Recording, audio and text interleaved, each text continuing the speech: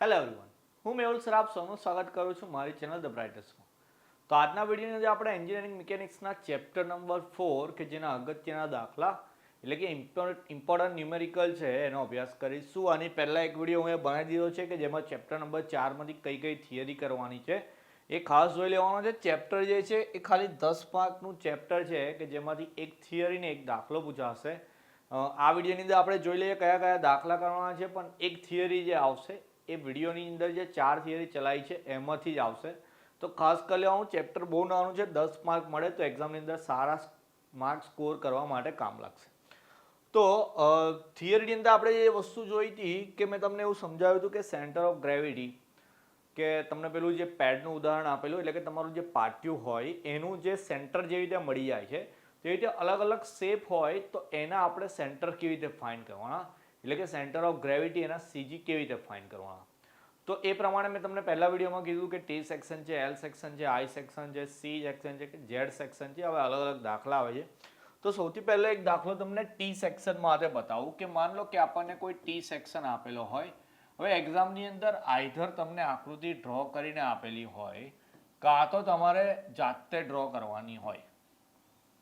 Okay, ચલો આ એક ટી સેક્શન મેં ઉદાહરણ માટે લઈ લીધો છે કે જેની ઉપરની ફ્લેંજ છે 60 mm લાંબી છે અને 20 mm પહોળી છે. એટલે અહીંયા લખી દઉં છું 20 mm અને આ જે છે એ છે 40 mm અને નીચેની જે વેબ છે એ છે 20 mm. ઓકે, આ રીતે એક ટી સેક્શન આપણને આપેલો છે. તો ટોપ ફ્લેંજ અને વેબ ફ્લેંજ એવો શબ્દ આવશે. તો ટોપ ફ્લેંજ કીધી હોય 60/20 તો આપણે આ જે ટોપ છે 60/20 ડ્રો કરવાનું. વેબ કીધી હોય તો વેબ 40/20 છે એટલે આ વેબ 40/20 ની ડ્રો કરવાની. તો ફિગર ના આપેલી હોય તો આ રીતે ટી ડ્રો કરવાનો રહેશે. હવે આપણે એનું સેન્ટર પોઈન્ટ કરવાનું છે તો આપણે બે વસ્તુ કરીએ. પહેલા તો એને ઊભો કટ કરીએ અને એને આ રીતે આડો કટ કરીએ. તો એનું જે સેન્ટર પોઈન્ટ મળે છે એ કોઈક આ જગ્યા આવે છે. હવે પહેલી એક વસ્તુ એ નક્કી કરવાની કે આપણો જે ટી સેક્શન છે એને આપણે વર્ટિકલ અને હોરિઝોન્ટલ બે રીતે કટ કરીએ છીએ, આડે ને ઊભું. તો કઈ રીતે કાપવાથી એના બે સરખા ભાગ થાય છે કે જેમ કે હું માનો કે આમ આડું કટ કરું છું તો ઉપરનો ભાગ કઈ અલગ મળે છે, નીચેનો અલગ મળે છે. પણ હું જ્યારે ઊભું કાપું છું તો એના બે બાજુના એક સરખા ભાગ થાય છે, માપમાં બી અને ડિઝાઇનમાં બી. જેમ કે અહીંયા દેખો આ બાજુનો જે ભાગ છે એવો જ ભાગ આ બાજુ સેમ છે. ઊભું કાપીએ એટલે વાય અક્ષથી કાપીએ છીએ આપણે. હાનાથી કાપીએ છીએ? વાય અક્ષ. તો વાય અક્ષથી કાપતા બે સરખા ભાગ મળે છે એનો મતલબ કે વાય અક્ષને એ સિમેટ્રિકલ છે. કેવો છે? સિમેટ્રિકલ. ગુજરાતીમાં સમમિત કહેવાય એને, પણ ઇંગ્લિશમાં એને સિમેટ્રિકલ કહેવાશે. હવે જો કોઈ સેક્શન વાય અક્ષને સિમેટ્રિકલ હોય તો આપણને એનો એક્સ બાર ડાયરેક્ટ મળી જાય. ઓકે, જો y ને સિમેટ્રિકલ હોય તો x બાર ડાયરેક્ટ મળી જાય અને x ને સિમેટ્રિકલ હોય તો y બાર તમને ડાયરેક્ટ મળી જશે. હવે x બાર કેવી રીતે ડાયરેક્ટ મળે? તો એવું કહું છું, મેં તમને ઊભું કાપ્યું તો આ જે આડું માપ હતું એના સરખા ભાગ થઈ ગયા. તો સેક્શનનું જે મોટામાં મોટું આડું માપ હોય એના અડધા કરી દેવાના. જેમ કે જો અહીંયા આડું માપ 20 બી છે અને ઉપર 60 બી છે તો મોટામાં મોટું જે આડું માપ છે 60 થઈ ગયું. તો 60 ના અડધા કરી દો તમે. અહીંયા 60 ના અડધા કરી દો એટલે આન્સર કેટલો આવશે તમારો? 30 mm. તો x બાર તો તમને ડાયરેક્ટ મળી જવાનું કેમ કે y અક્ષને સિમેટ્રી છે. પણ અહીંયા x અક્ષને સિમેટ્રી નથી એટલે y બાર આપણે ફાઇન્ડ કરવાનો છે. તો જે સેક્શન આપેલો હોય એમાં મેક્સિમમ કેટલા આકાર બને છે એટલા પાર્ટ્સ કરી દેવાના.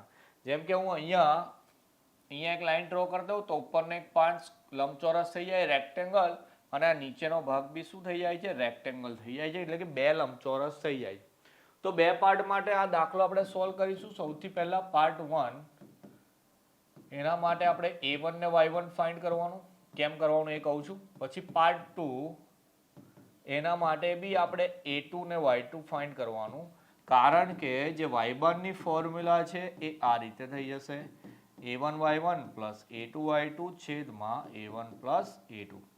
તો ફોર્મ્યુલા જે છે બે પાર્ટ હોય તો આ ફોર્મ્યુલા લાગે. જો તમારો ત્રીજો પાર્ટ એડ થાય તો a3 y3 અને નીચે a3 લખવાનું આવશે. હવે શું છે આ બધી વસ્તુ એ શોધીએ. તો a1 ને a2 છે એ પહેલા ને બીજા ભાગનું ક્ષેત્રફળ છે, a for એરિયા. તો પહેલો ભાગ લંબચોરસ છે, રેક્ટેંગલ છે, તો એની એરિયા લેન્થ ઇન્ટુ વિડ્થ થઈ જાય, લંબાઈ ગુણ્યા પહોળાઈ, તો લંબાઈ 60 છે, પહોળાઈ 20, તો 60 ગુણ્યા 20 કર દો એટલે 1200 mm² થઈ જાય. બીજા ભાગની વાત કરીએ તો 40 છે ને પહોળાઈ 20 છે, એટલે 40 20 800 mm² થઈ જાય. તો A1 A2 તો મળી ગયા. એ તો દરેકની અંદર એરિયા થઈ જશે એટલે ક્ષેત્રફળ જ આવશે. આપણે જેટલા બી દાખલા કરવાના છે બધામાં પાર્ટ જે છે લંબચોરસથી જ પડે છે, રેક્ટેંગલ જ પડે છે, એટલે ફોર્મ્યુલા લંબાઈ ગુણ્યા પહોળાઈ લેન્થ ઇન્ટુ વિડ્થ જ આવશે. ઓકે, ચાલો y1 y2 ફાઇન્ડ કરવાની આવે એની વાત કરીએ તો એક વસ્તુ યાદ રાખજો, જ્યારે y1 શોધતા હોય, y એટલે ઊભું માપ ને, એટલે અહીંયાથી આપણે શોધીએ, બરાબર, ચેક બોટમથી શોધવાનું ચાલુ કરીએ. y1 એટલે પહેલા ભાગનું શોધતા હોય તો પહેલો ભાગ જ્યાંથી ચાલુ થતો હોય, જેમ કે જો પહેલો ભાગ અહીંથી ચાલુ થાય છે તો નીચેથી માપવાનું, પહેલો ભાગ જ્યાંથી ચાલુ થતો હોય ત્યાં સુધીનું ઊભું માપ આખું લઈ લેવાનું, એટલે કે 40 તો મારે આખા લઈ લેવાના. પછી પ્લસ પહેલા ભાગનું જે ઊભું માપ હોય, કેટલું છે પહેલા ભાગનું ઊભું માપ 20, તો એના અડધા કરી દેવાના, એટલે કેટલા લખવાના 10, તો કેટલા મળશે આપણને y1 50. બીમ રિએક્શન વાળા દાખલામાં UDL માટે જે શરત લગાવતા હતા એ કે UDL ચાલુ થતો હોય ત્યાં સુધીનું આખું માપ અને UDL નું પોતાનું અડધું, તો સેમ જ વસ્તુ છે કે જે ભાગ જ્યાંથી ચાલુ થતો હોય ત્યાં સુધીનું આખું માપ લેવાનું અને એનું પોતાનું અડધું, તો y1 50 થઈ ગયા. હવે y2 ની વાત કરીએ તો નીચેથી માપવાનું અને ડાયરેક્ટ જ દેખો બીજો ભાગ ચાલુ થઈ જાય છે, અહીંયાથી ચાલુ કરીને ડાયરેક્ટ બીજો ભાગ જ આવે, તો ભાઈ 40 ના અડધા લઈ લેવાના, કેટલા 20 mm. બધી કિંમત થઈ ગઈ, ખાલી સૂત્રમાં કિંમત લગાવી દઈએ. આ રીતે લખું, A1 છે 1200, એની જોડે y1 છે 50 પ્લસ A2 છે 800, એની જોડે y2 છે 20 છેદમાં 1200 વત્તા 800. કેલ્સી સાયન્ટિફિક લઈ લેવાનું, આખું સ્ટેપ બેઠું લખી દો. પહેલા લખું બ્રેકેટની અંદર 1200 ગુણ્યા 80 બ્રેકેટ પૂરો પ્લસ 800 ગુણ્યા 20 ઇઝ ઇક્વલ ટુ કરીને ભાગ્યા કરીને ફરી કૌંસ કરી દેવાનો, એમાં લખવાનું 1200 વત્તા 800, તો આન્સર આવે છે મારો 56. તો y બાર મળી ગયા મને 56 mm. ઓકે, આના પછી ડાયરેક્ટ આ જવાબ લખવાનો હોય, સાયન્ટિફિક કેલ્સીમાં મળી જાય છે તો એક્સ્ટ્રા સ્ટેપ લખવાનું નહીં કે આ બેનો ગુણાકાર લખીએ વત્તા આ બેનો ગુણાકાર, એવું નહીં કરવાનું. સાયન્ટિફિક કેલ્સીની અંદર ડાયરેક્ટ થઈ જાય છે તો એ રીતે ડાયરેક્ટ આન્સર લઈ આવવાનો. તો આ તો આપણો ટી સેક્શન. ચલો એના પછી બીજો એક સેક્શન સમજીએ, આઈ સેક્શનની વાત કરું. ઓકે, ચલો આઈ ની અંદર બી ફિગર ના આપેલી હોય તો લખીને આપશે, કાં તો ટોપ ફ્લેંજ, પછી વેબ અને પછી નીચલી ફ્લેંજ, એવું લખીને આપશે. હવે આઈ સેક્શન છે ને બે રીતે ક્વેશ્ચન આવે છે, કહું કઈ રીતે. એક આ રીતે આઈની ફિગર આવે અને બીજી રીતે ફિગર આવે, એ બી બતાવી દઉં. બંનેમાં શું ફરક છે અત્યારે ખબર પડી જશે તમને.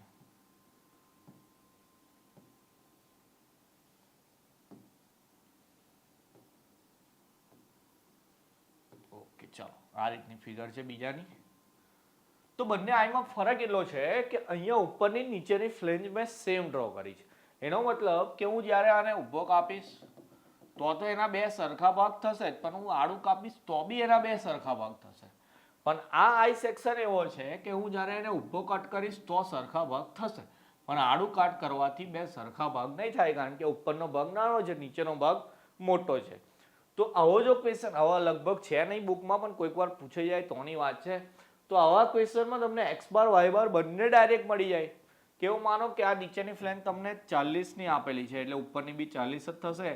આ માપ તમને 10 આપેલું છે, આ પહોળાઈ બી 10 છે અને આટલું માપ બી 40 છે, આ રીતે આપેલું. ચાલો y બાર ની વાત કરીએ, ડાયરેક્ટ મળી જાય. શું કીધું તમને? આડું માપ મોટામાં મોટું જે હોય એને અડધા કરી દેવાના. સોરી, y ને સિમેટ્રી છે એટલે x બાર છે. આ તો આગળના ક્વેશ્ચનમાં જે જોયું તે, તો x બાર આપણને મળી ગયો 20 mm. હવે અહીંયા તો x ને બી સિમેટ્રી છે એટલે y બાર બી તમને ડાયરેક્ટ મળી જાય. તો x બાર માટે આડા માપનું અડધું કરીએ તો y બાર માટે ઊભા માપનું અડધું કરવાનું. તો આખો ઊભું માપ કેટલું છે? 10 ને 40 50 અને આ બી 10 જ છે તો 60. તો 60 ના અડધા કરવાના તો x બાર ને y બાર ડાયરેક્ટ મળી જશે. પણ આ કેસની અંદર એવું નહીં થાય. કેમ નહીં થાય જોઈ લઈએ જરા. દેખો આ નીચેનું માપ માન લો અહીંયા 80 આપેલું છે અને આ માપ 40 છે, 40 ને 30 લઈ લઈએ. આ માપ 50 છે અને આ પહોળાઈ જે છે એ 10 છે. જાતે રકમ બનાવો, તમારે ચોપડીના દાખલા કરવાના છે. અહીંયા આને 10 લઈ લઈએ અને આ લઈ લઈએ 50. ચલો આ રીતે આપેલું છે.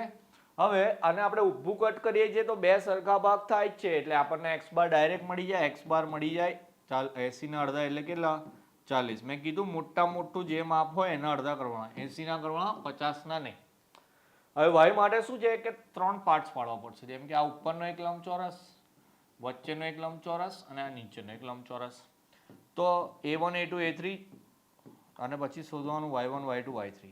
એટલું શોધવા શીખવાડતો પછી ફોર્મ્યુલામાં વેલ્યુ મૂકો એટલે આન્સર તો મળી જાય, એ તો તમને આવડી જશે. ચલો a1 a2 a3 ની વાત કરીએ. a1 એટલે પહેલા ભાગમાં તો કે 50 ગુણ્યા 10,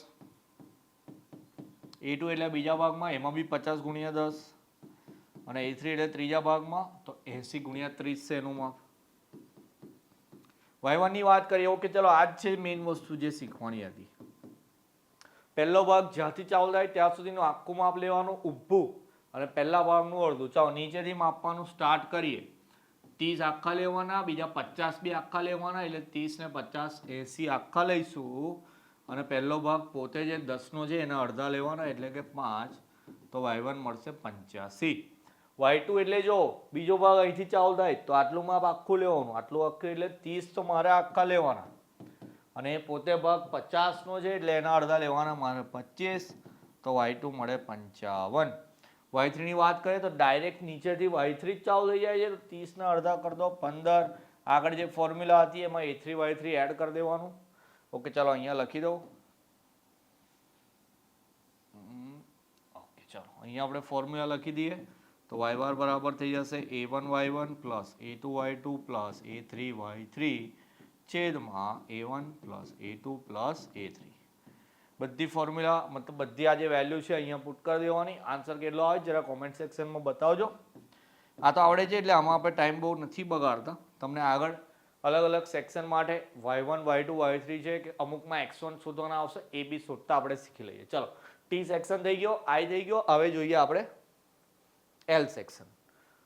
તો એલ સેક્શનની અંદર તમને આકૃતિ નથી જ આપતા, એ લોકો આવી રીતે લખીને આપે કે માન લો કે 1996 આવું લખીને આપે. બુકમાં કદાચ બીજું 100 110 બી છે કાં તો 100 108 બી પૂછાય છે, અલગ અલગ માપ લખીને આપે. હવે માન લો હું તમને 1996 શીખવાડું. 1996 એટલે આમ 90 આમ બી 90 અને જે આ જે જાડાઈ આવે આપણી એ આપણી 6 આપેલી છે. ઓકે આ રીતની ફિગર છે. આટલું માપ 90 છે ઊભું, આ આડું માપ બી 90 છે આટલું અને આ જે પહોળાઈ અથવા તો જાડાઈ કહીએ એ કેટલી છે આપણી 6 mm. ઓકે ચલો આવી રીતે 1996 આપેલું તો આપણે આવી પહેલા ફિગર ડ્રો કરી દઈએ. આને મેં ઊભું કટ કરું કે આડું કટ કરું, કોઈ જગ્યાએથી સરખા ભાગ થતા નથી. આપણું સેન્ટર ઓફ ગ્રેવિટી ડાયરેક્ટ મળે નહીં એટલે એક્સ બાર બી નહીં મળે, વાય બાર બી નહીં મળે. ભાગ પાડી દઈએ તો ભાગ જો અહીંયાથી આમ આડી લીટી ડ્રો કરું તો આટલો એક ભાગ લંબચોરસ, આટલો એક ભાગ લંબચોરસ એટલે બે ભાગ છે એટલે a1 શોધવાનું, a2 શોધવાનું. કશું જ નથી મળતું એટલે y1 y2 શોધવા પડશે અને x1 x2 બી શોધવા પડશે. પછી ફોર્મ્યુલા લગાવીશું y બારની, એમાં લખીશું a1 y1 plus a2 y2 છેદમાં a1 plus a2. x bar માટે ફોર્મ્યુલા લગાવીશું a1 x1 plus a2 x2 upon a1 plus a2. Formula પરથી જ આપણને x બાર ને y બાર બંને મળશે. ચલો y1 y2 પહેલા a1 a2 શોધી લઈએ. ચલો a1 તો આ જે પહોળાઈ છે એ તો આપણને 6 આપેલી છે, પણ આ જે લંબાઈ હતી એ કેટલી થશે? તો ઘણા બધા છોકરાની ભૂલ થઈ જાય કે 90 લખી દે, પણ 90 તો જો અહીંયા સુધી જ, આપણે તો આટલું જ માપ લેવાનું છે. તો 90 માંથી આટલું બાદ કરવાનું છે. એ કેટલું છે 6. તો પછી આ જે લંબાઈ છે આપણી એ કેટલી મળશે આપણને? 84 મળશે. એટલે 84 ગુણ્યા 6 આવશે. a2 ની વાત કરીએ તો a2 ની લંબાઈ 90 છે, જો એમાં ભાગ નથી પડતા અને એની પહોળાઈ કેટલી છે 6 છે. ચાલો પછી y1 y2 ની વાત કરીએ. y1 એટલે નીચેથી માપવાનું સ્ટાર્ટ કરો ભાઈ. પહેલો ભાગ અહીંથી ચાલુ થાય છે એટલે આ માપ આખું લેવાનું 6 અને એ જે પહેલો ભાગ પોતે જે 84 છે એના અડધા લેવાના એટલે 42 લેવાના એટલે y1 મળી ગયા મને 48. y2 તો ડાયરેક્ટ નીચેથી ચાલુ થઈ જાય ભાઈ. 6 ના અડધા લખી દો એટલે કેટલા લખી દેવાના? 3 લખી દેવાના. હવે x1 x2 ની વાત કરીએ જે 9 છે. y એટલે નીચેથી માપતા હતા, x એટલે આડું માપવાનું. આડું એટલે જો અહીંયાથી પેલું y આપણે અહીંથી ચાલુ કરીએ હવે એમાં અહીંયાથી માપવાનું, અહીંયાથી. અહીંયાથી આમ આડું માપ લેવાનું, અથવા તો તમે તમારો ચોપડાને આમ ઊંધો કરી દો તો પછી એમાં ઊભું જ માપવાનું આવે, અથવા તો તમને એવી રીતે શીખવાડો અહીંથી માપવાનું. જો જરા ચલો અહીંથી આમ જવાનું, તો અહીંયાથી ડાયરેક્ટ પહેલો ભાગ ચાલુ થઈ જાય, દેખાય આવ્યો અહીંથી? એક મિનિટ ચાલો બતાવો તમને. અહીંથી ડાયરેક્ટ પહેલો ભાગ ચાલુ થઈ જાય છે અને પહેલો ભાગ આટલો છે. ઓકે, અને એ જે લંબાઈ કહીએ આમ એ કેટલી છે? 6. તો ડાયરેક્ટ પહેલો જ ભાગ ચાલુ થઈ જાય તો 6 નહીં લેવાના, 6 ના અડધા લેવાના. એટલે કેટલા લેવાના? 3 લેવાના. હવે અહીંયાથી માપવાનું છે એવું મેં તમને કીધું, તો અહીંયાથી આમ બીજો ભાગ બી ચાલુ થઈ જાય, પણ એ બીજા ભાગની લંબાઈ કેટલી છે? 90. તો 90 ના અડધા એટલે કેટલા લેવાના? 45 લેવાના. ખબર પડી? તો રેફરન્સ વાય માટે નીચેથી લઈએ છીએ ઉપર માટે, તો એક્સ માટે રેફરન્સ લેવાનો જમણેથી ડાબી બાજુ, એટલે મતલબ કે આડું માપ લેવાનું છે. ઓકે, વેલ્યુ બધી મળી ગઈ, અહીંયા પુટ કરી દેવાની. બધા આન્સર તો કોમેન્ટમાં નહીં મોકલાય, તો ટેલિગ્રામ ઉપર આ દાખલાના જવાબો જરા મને સોલ્વ કરીને મોકલી આપજો. એક મેં તમને ટી નો કરાવી દીધો, એલ ને સી, આની આગળ કયો જોયો આપણે? આઈ. ઓકે, એલ ને આઈના જે દાખલા છે આ જ રકમો કરવાની છે. આ 3 એક્ઝામ્પલ સોલ્વ કરી દેજો, એનો ફોટો પાડીને ટેલિગ્રામ પર મોકલી આપજો. ભાઈ અમારી એક દાખલો પૂછવાનો છે તો બહુ લાઇટલી ના લીધા, જેટલું કહું છું એટલું પૂરું કરી આપજો. ચેક કરી લઈશું ટેલિગ્રામ પર, આન્સર આપણે વેરીફાઈ કરી લઈશું. ચાલો, ટીએલઆઈ થઈ ગયું. હવે જોઈએ સી સેક્શન, અને બીજો એક ઝેડ સેક્શન બી કરવાનો છે. સી સેક્શનની વાત કરીએ, ચાલો. આર્યો સી સેક્શન આપણો. સી તો જાતે કરવા આપીશ તમને. ચાલો, અહીંયા આપણે આમ કટ કરીએ અને આમ કટ કરીએ. આર્યો આપણું સીજી. હવે આમ કટ કરું છું તો બે સરખા ભાગ થઈ જાય છે. આમ એટલે કઈ એક્સિસથી? એક્સ એક્સિસથી કટ કરીએ છીએ, એટલે અહીંયા એવું લખાશે એક્સ અક્ષને સિમેટ્રિકલ છે, એટલે તમને વાય બાર ડાયરેક્ટ મળી જશે. ઓકે, જાતે કરવાનું છે, તમને માપ હું આપી દઉં.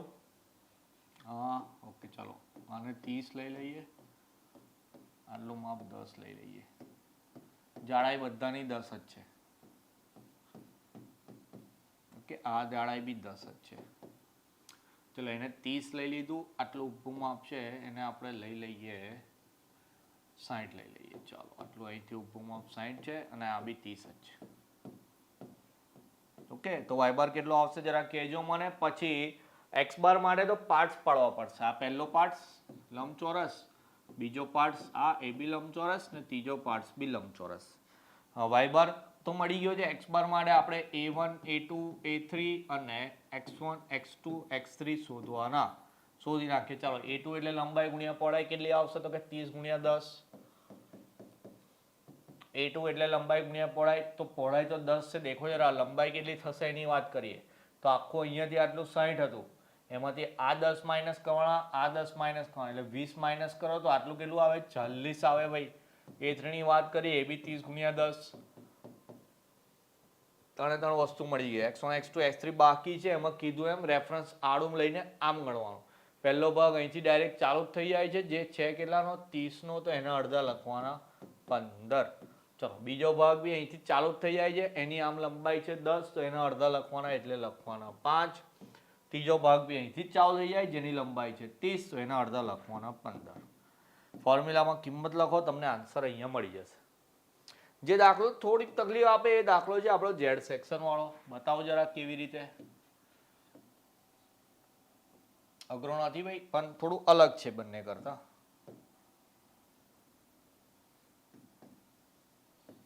પૂછાય બી છે જીટીયુ ની અંદર.